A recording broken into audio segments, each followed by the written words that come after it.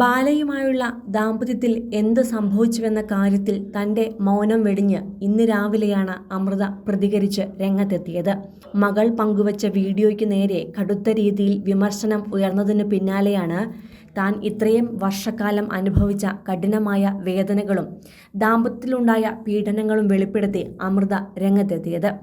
അതിൻ്റെ തുടക്കമെന്നോണമാണ് താനുമായി രണ്ടാം വിവാഹമാണ് നടന്നത് എന്നും ചന്ദന സദാശിവ റെഡ്ഡിയാർ എന്ന പെൺകുട്ടിയാണ് ബാലയുടെ ആദ്യ ഭാര്യയെന്നും അമൃത സുരേഷ് വെളിപ്പെടുത്തിയത്. ഇപ്പോഴിതാ ചന്ദനയും ബാലയുമായുള്ള വിവാഹമോചന കത്താണ് പുറത്തു വന്നിരിക്കുന്നത്. കർണാടക ബാംഗ്ലൂർ സ്വദേശിനിയായിരുന്നു ചന്ദന സദാശിവ റെഡ്ഡിയാർ. അമൃതയുമായി പ്രണയത്തിലാകുന്നതിന് ഏതാനും വർഷങ്ങൾക്ക് മുമ്പായിരുന്നു ഹിന്ദു മാരേജ് ആക്ട് പ്രകാരം ചന്ദനയെ ബാല വിവാഹം കഴിച്ചത്. ഒരു കന്നഡ സിനിമയിൽ അഭിനയിക്കവേ ഇരുവരും പരിചയപ്പെടുകയും വിവാഹത്തിലേക്ക് എത്തുകയുമായിരുന്നു.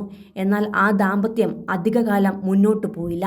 തുടർന്ന് ബാലയിൽ നിന്നും രക്ഷപ്പെടാൻ വിവാഹമോചനത്തിന് ഒരുങ്ങുകയായിരുന്നു. എന്നാൽ ബാല ഒരു തരത്തിലും ചന്ദനയ്ക്ക് തന്നിൽ നിന്നും വേർപെട്ടു പോകാനുള്ള അവസരം നൽകിയില്ല. വിവാഹമോചനം നൽകാൻ താൻ ഒരുക്കമല്ല എന്നായിരുന്നു ബാലയുടെ അന്നത്തെ നിലപാട്. ഒടുക്കം അമൃതയെ വിവാഹം കഴിക്കേണ്ട ഘട്ടമെത്തിയപ്പോഴാണ് സ്വന്തം താല്പര്യത്തിനു വേണ്ടി ബാല തന്നെ മുൻകൈയെടുത്ത് ഡിവോഴ്സിന് ഒരുങ്ങിയത്.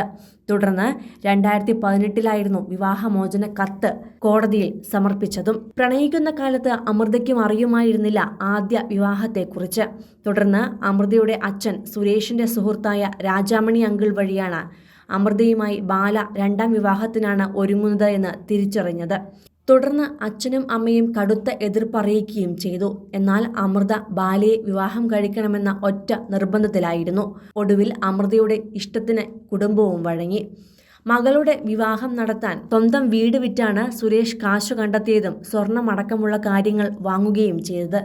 എന്നാൽ വിവാഹം കഴിഞ്ഞ ആദ്യകാലത്ത് സന്തോഷം നിറഞ്ഞ ദാമ്പത്യമായിരുന്നെങ്കിലും പിന്നെ മകളുടെ ജനനത്തോടെയാണ് ഇരുവർക്കുമിടയിൽ പ്രശ്നങ്ങൾ ആരംഭിച്ചു തുടങ്ങിയത്. സ്ഥിരമായി മദ്യപിച്ച് വീട്ടിലെത്തിയിരുന്ന ബാല അമൃതയെ ക്രൂരമായി ഉപദ്രവിക്കുകയും പലപ്പോഴും അടിയും ചവിട്ടുമേറ്റ് ചോര തുപ്പി മുറിയിൽ കിടന്ന നാളുകൾ വരെ ഉണ്ടായിരുന്നു. എന്നാൽ അതൊന്നും സ്വന്തം വീട്ടിൽ പറഞ്ഞിരുന്നില്ല അമൃത.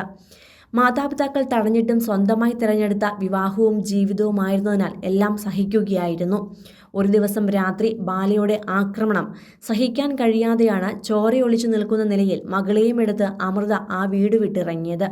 സ്വന്തം വാഹനം പോലും എടുക്കാതെയായിരുന്നു അമൃത അന്ന് ഇറങ്ങിപ്പോന്നത്. പിന്നീട് നിരവധി വർഷങ്ങളോളം അമൃത ചികിത്സയിലായിരുന്നു.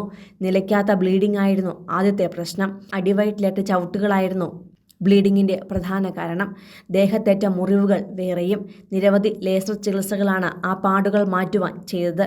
ഇപ്പോഴും നെഞ്ചുവേദനയ്ക്ക് ചികിത്സയിലുമാണ്.